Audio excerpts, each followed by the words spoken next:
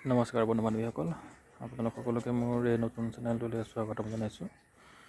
বন্ধু বান্ধৱীসকল, আজি মই আপোনালোকলৈ আগবঢ়াই আনিছোঁ যে বৰ্তমান সময়ত আপুনি গোটেই বছৰটোতে কৰিবলৈ পৰা এবিধ 12মাহী আম পোৱা যায়।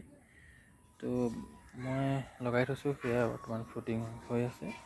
আপোনালোকক দেখাবলৈ গৈছোঁ, চাওক, এয়া হৈছে মোৰ লগাই থোৱা সেই 12মাহী আমবিধ।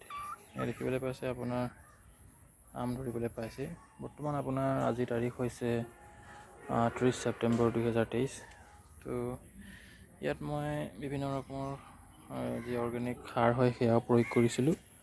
তো কেনেধৰণে কি কৰিছিলোঁ সেয়া মই আপোনালোকক নিশ্চয় দেখাম।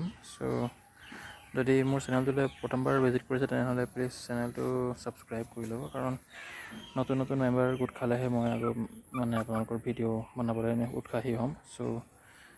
এয়া চাই লওক আপোনালোকে, বৰ্তমান ফ্ৰুটিং হৈছে। ইয়াৰ আগতে যোৱা বছৰ লাগিছিলে আৰু যোৱা বছৰ আমি খাবলৈও পালোঁ। আমবিধ খুবেই মিঠা হয় আৰু এই বছৰত দুবাৰ লাগে।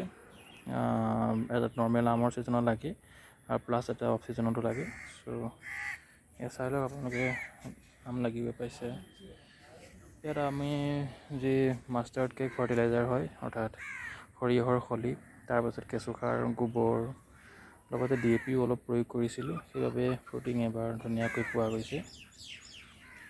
আৰু দেখা যাওক এবাৰ যিহেতু প্ৰতিটো ব্ৰাঞ্চতে ফুল আহিছে, কেইটা আম আমি খাবলৈ পাম আৰু এবাৰ সেই আপডেট আপোনালোকক নিশ্চয় দিম।